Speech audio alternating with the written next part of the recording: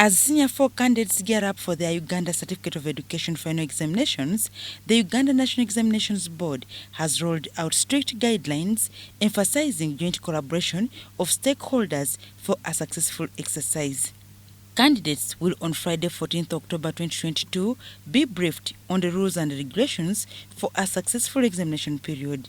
Citing inadequate and at times absence of briefing of candidates as a major factor that breeds examination malpractices, UNEB has now tasked head teachers to individually be in charge. It's a very important exercise which must be conducted by the head teachers themselves and not delegated to deputies or directors of studies. The head teachers must explain very clearly to the candidates the consequences of their not following these regulations, and if they don't adhere to these regulations, and cheating in the examination. We also wish to encourage parents, those parents who can, to attend these briefings as well. At least 349,445 candidates are expected to write this year's UCE examinations at 3,703 examination centers across the country. A total of 175,923 or 50.3% are male, and the other 49.7% or 173,522 are female. The numbers of males and females at this level are almost at par, with the males being just slightly above with a 0.3%.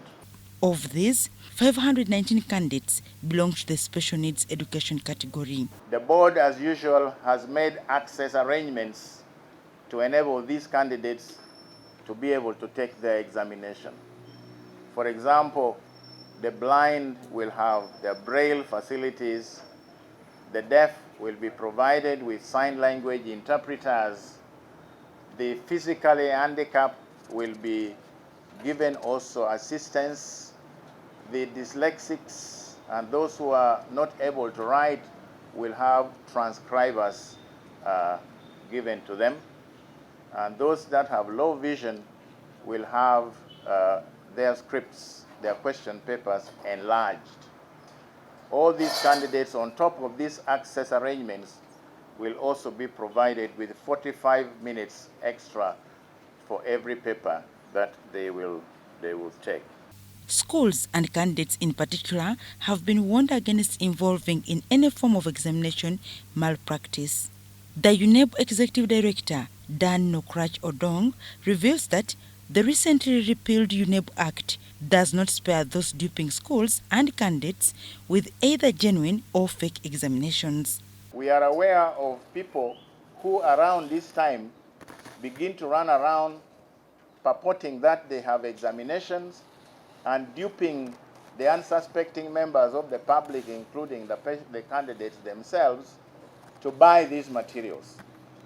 So when arrested, this fine or these penalties will apply, whether or not what they are running around with is genuine. Uganda recently registered cases of Ebola virus disease soon after the devastating effects of coronavirus disease. To safeguard candidates and everyone, UNEB advises schools to strictly adhere to the SOPs at all costs. UNEB also requests school managements and parents to agree on workable methodologies instead of denying learners their lifetime opportunity. We would like to discourage this completely. Once candidates are in the examination room, I want to ask heads of centers, please do not interfere with the conduct of the examination by entering this examination room and pulling out those candidates whom you say have not paid fees. This year's Uganda National Examinations are to be conducted under the theme Integrity and Security in the Management of Examinations. The health and safety of learners is a joint responsibility. Dorcas Kimono, UBC News.